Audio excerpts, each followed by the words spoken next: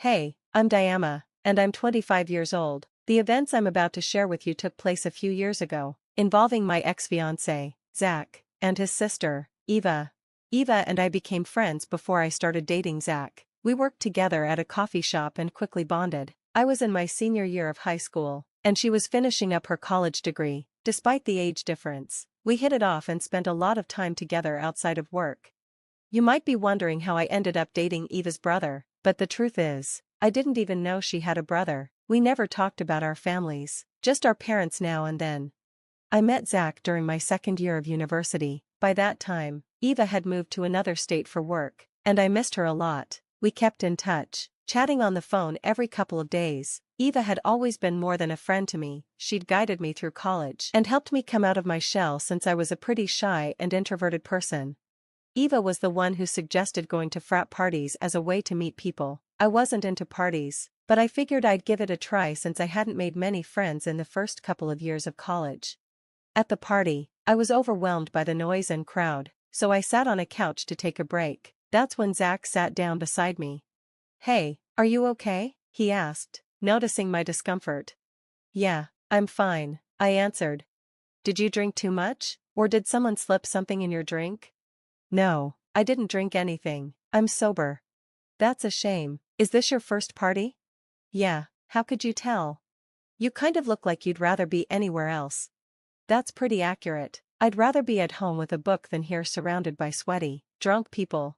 "So, why are you here?" "My friend told me this was the best way to meet people in college. I should have listened to my instincts. There are definitely better ways." "Where's your friend? Isn't she supposed to be keeping you company?" "She's older and in another state right now." "Bummer. How about we grab burgers and milkshakes somewhere?" "I don't have a car, so that won't work." "Don't worry, I have a car. I'll drive." "I don't think it's safe for you to drive if you've been drinking." "I'm not drunk. I'm taking a break from drinking. Last week's party wasn't pretty." "I don't believe you." "Fine, there's a great burger joint a bit off campus. Want to walk there?" Just as I was about to decline, a drunk girl stumbled onto me, laughing loudly. After helping her up, I turned back to Zach and agreed to the walk. The burger place was about 40 minutes away, but the time flew by as we talked. Zach was a second-year finance student, and I was studying marketing. We realized we both grew up in the same part of the city. By the time we reached the burger place, we were starving and ate like we hadn't had a meal in days. We grew more at ease with each other, and on the walk back, we were laughing so much that we might as well have been drunk. Zach walked me back to my dorm, gave me a hug, and we exchanged numbers. We promised to meet again. I was on cloud nine. Not only had I made a new friend, but I'd also met someone I genuinely liked. I dated a few people in high school, but no one had made me feel this way. For the first time, I was excited about college. I had always dreaded it, thinking I'd never fit in, but meeting Zach felt like a fresh start. I couldn't wait to tell Eva about my night with him. I texted her and asked if we could video chat. About half an hour later, we were on the call, and my face alone made Eva know something big had happened. "What happened? Don't keep me in suspense, I can tell something good's going on," she asked eagerly. "Well, I decided to follow your advice." "Oh my God, you went to the party?" "Against my better judgment, I hated it, Eva." "Oh, well, at least you tried. Sorry I suggested it. Maybe next time you could meet someone in the library or something." "Stop, let me finish. I hated the party. I ended up sitting on the couch like a loner when a guy sat down beside me and started talking." "Oh no, did he do something weird? If he touched you inappropriately, I'll fly back and kick his ass." No, Eva, he was actually really nice. He thought my drink was spiked." "That's not what I expected at a frat party." "That's good, though." "Yeah, and the most surprising part? He wasn't drunk. He was just a genuinely nice guy." "What? That's crazy. What's his name?" "His name's Zach." "Huh, my brother's name is Zach. Maybe it's a sign that I'll always be around, and you can never get rid of me." "Shut up, Eva." "So, did you guys hit it off?" "I think so. We went on a long walk to a burger joint, ate burgers and milkshakes, and talked for hours. We exchanged numbers. If that doesn't say we could be friends, I don't know what does." "Look at you. I'm so glad it went well. I should have told you not to go alone, but at least it ended up great." "Even though I listened to you, I still hated the party. Honestly, I enjoyed the 2-hour walk more than being stuck with drunk strangers.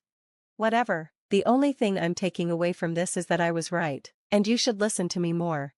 I was genuinely happy, and Eva was thrilled for me. It felt like everything was starting to change, and boy, did it. The next day, Zach texted and asked if I wanted to meet up again after class. Of course, I said yes. For the first time in college, I was going out just for fun. Zach and I had another great time, and on our way back to campus, he asked if I'd like to meet his friends. I was nervous, but figured if I could meet someone as awesome as Zach, meeting his friends wouldn't hurt. Over the weekend, I met his group, and they were surprisingly easy to get along with. They made me feel welcome without trying too hard. By the time we headed back to our dorms, I felt like we'd all become closer in just a few hours. These people became a regular part of my life. They were from different departments, but some of us shared classes, and we all met at a specific table on the lawn for lunch. Suddenly, college didn't feel like a lonely task to finish. As for Zach and me, we went on many more dates. Eventually, we both realized we had feelings for each other, but neither of us made a move. Then one day, Zach invited me to a fancy dinner date and asked me to be his girlfriend. I was beyond excited and said yes. We shared our first kiss on the way back, and I felt like I was floating. When I got back to my dorm, I couldn't wait to tell Eva. She had been rooting for us to get together and always urged me to make a move, though I had been too nervous to do it myself. She'd be thrilled that Zach and I were official. I called her to share the news.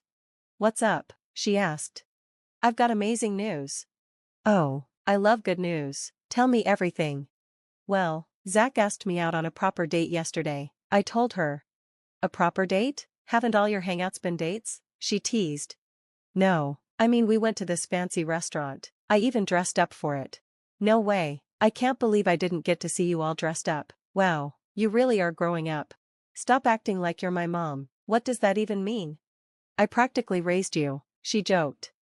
"Alright, drama queen." Anyway, Zach and I had a great time, and after dinner, he asked me to be his girlfriend. "What? That's incredible. I'm so happy for you. How are you feeling?" "Like I'm floating. I can't believe this is happening." "Well, it's real, and you better make the most of it while you can." "Oh, I definitely will." Over the next 3 years, Zach and I grew closer. Our relationship was like a fairy tale. Not a single day went by where I wasn't happy when I was with him. The only real issue we faced was that Zach still wanted to live with his parents, while I wanted us to live together. His excuse was that he was saving money for our future so we could have a nice wedding. So, I let it slide. I hadn't properly introduced Zach to Eva yet. He wasn't fond of phone calls, so they had only spoken a few times. Then Eva told me she was moving back. I was over the moon. It had been 4 years since she left, and now she was coming back with a better job in town and a chance to be closer to her family, and to me. When Eva returned, she stayed over at my place. We spent the night reminiscing about old times, catching up on everything that had happened in our lives since she left. We made plans for Zach and Eva to meet that weekend. I was sure they'd hit it off. When the weekend arrived, I entered the cafe first and saw Eva. "Hey, Eva." "Hey, how are you?" "I'm good. You?" "Good, but could be better." "Where's Zach?" "Parking. He'll be here any second." "Oh, here he is." As Zach walked in, Eva's expression changed. "Hold on, that's Zach?" "Yeah, why?" "Eva, what are you doing here?" Zach asked, equally stunned. I could ask you the same thing," Eva responded. "Can one of you please explain what's going on here?" I asked, thoroughly confused. "Diana, of all the people in the world, I can't believe you're dating him," Eva exclaimed. "Yeah, well, I can't believe you're friends with Eva, of all people," Zach shot back. "Someone's got to explain, or I'm leaving," I said, frustrated. "Remember when I told you your boyfriend shares the same name as my brother? Well, you're dating my brother," Eva revealed. "What? But you don't even have the same last name." "He's my half-brother, but still, you did something crazy," Eva said, shaking her head. Eva went on to explain that her mother had passed away when she was young. Her father remarried Zach's mother, and they had Zach together. I couldn't believe how everything had fallen into place. Never in a million years did I think I was actually dating Eva's brother. At least he was someone she could vouch for. About a year later, Zach proposed. I said yes, and we began planning our wedding. I told Eva about the engagement, but she didn't seem thrilled. When I asked if something was wrong, she quickly changed the subject. Concerned, I spoke with Zach about it, and he agreed her behavior was strange. He tried talking to her, but she became hostile, telling him to leave her alone. This continued for months, and eventually, Eva and I were barely speaking. I felt like I had lost my best friend, and I hated it. With all the wedding planning and work, I hadn't had the chance to sit down and talk to her. One day, I couldn't take it anymore and invited her over. Eva, can we talk? What's going on? Why are you suddenly ignoring me? I really don't want to do this to you. What do you mean? Did I do something wrong? No, it's not that. I'm just going through something big, and I don't know how to talk about it. Am I not your friend? You can talk to me about anything. I wish I could, but it's something that will break you, Diana. I don't care, I just want my best friend back. Zach is really worried about you. Oh, yeah? I'm sure he has other things to worry about. What are you talking about? Never mind. Please don't leave me hanging, Eva. I feel like I'm losing you. I promise, you're not losing me. I just need time to figure out how to explain everything, and how to get back at the person I'm angry with. Could you at least give me a hint about who you're mad at?